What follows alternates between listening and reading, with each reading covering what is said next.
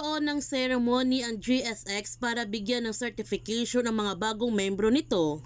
After ng ceremony, nilapitan ni Rafael si Moises para i-congratulate ito sa kanyang pagpasa sa fraternity at isa si Moises na binigyan ng scholarship dahil sa maganda niyang grades.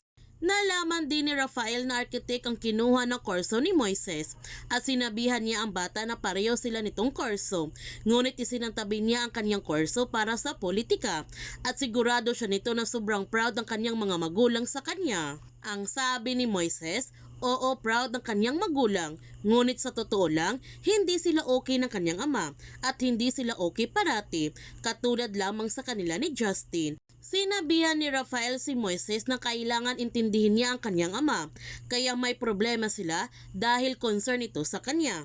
Tandaan lamang niya ang lahat ng magulang, ang hangarin ay ikakabuti ng anak nila. Napapansin naman ni Justin ang magandang pagtrato ng kanyang ama kay Moises na hindi niya nararanasan at mapapansin mo sa kanyang pagmumukha ang kanyang pagkainggit nito. Ibinahagi ni Rafael kay Mercedes ang kanyang paghanga kay Moises na isang mabait talagang bata si Moises dahil may mabuti itong puso. Humihingi ito ng pabor sa kanya, hindi para sa kanyang sarili kundi para sa ibang tao. Nagtanong si Mercedes kung tutulungan ba niya ang ina ng pusher. Ang sabi ni Rafael, kung makikinabang siya nito, bakit naman hindi? Habang si Divine, sinabihan niya si Jaime na dapat nang malaman ni Rafael ang nagawang krimen ng kanyang anak.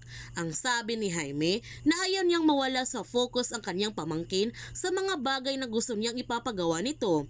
Ang sabi ni Divine na alam niya na maintindihan ito ni Rafael.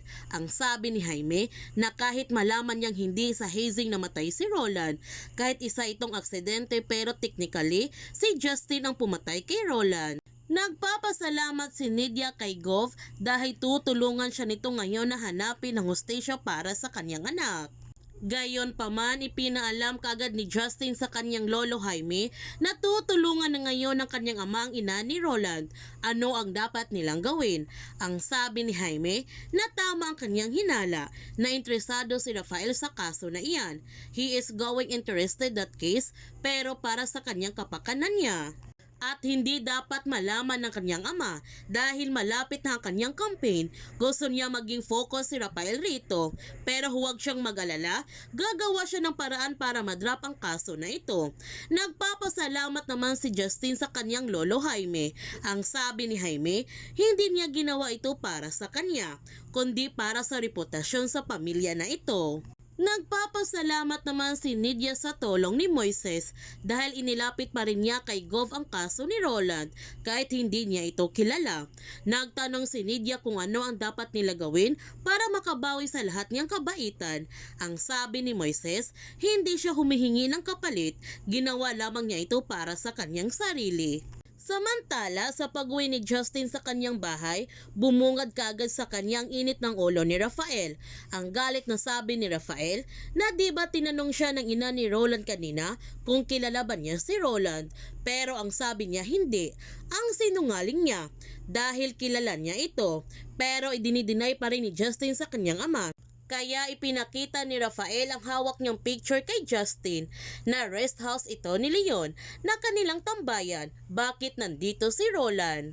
Ang sagot ni Justin para sa orientation. Ang sabi ni Rafael, edi sumali si Roland sa GSX. Ang sagot ni Justin, oo. Kaya sinampal ni Rafael ang hawak niyang picture kay Justin at sabay sabi na bakit siya nagsinungaling, bakit hindi siya umamin kanina na kilala niya ito. Ang sagot ni Justin, ayaw niyang ma-involve sa pusher. Ang sabi ni Rafael, ayaw niyang ma-involve pero pinatay niya si Roland. Sobrang nagulat si Justin dahil alam na ng kanyang ama ang nagawa niyang krimen. Ang sabi ni Rafael, alam na niya ang lahat dahil kinausap niya si General Arevalo. Humingi ng tawad si Justin sa kanyang ama dahil hindi niya ito sinasadya. Isang aksidente lamang ang nangyari kaya napatay niya si Roland at dahil sa takot kaya inilibing nila ito. Dahil sa galit ni Rafael, binugbog niya ng gusto si Justin at inawat kaagad ni Mercedes ang kanyang asawa. Ngunit may lihim na galit pala si Justin para sa kanyang ina dahil nahuli niya ang kanyang ina na nagkikita ng palihim sila ni Roland. Pakiramdam niya na may relasyon silang dalawa, kaya ganun na lamang ang kanyang galit para kay Roland. Pinagsabihan ni Grace ang kanyang kapatid na kaya siya pumunta rito para mag-aral, hindi para maghimasok sa buhay ng iba. Pero hanga siya sa kanyang ginawa at sana hindi siya mapapahamak nito. Ang sabi ni Moises na talagang hindi siya mapapahamak dahil backer niya si Gov. Rafael Sagrado.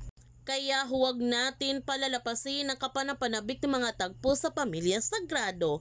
Kung bago ka pa channel ko, don't forget to like, subscribe, and click notification bell para palagi kang updated sa mga videos in-upload ko. Thank you for watching and God bless to everyone!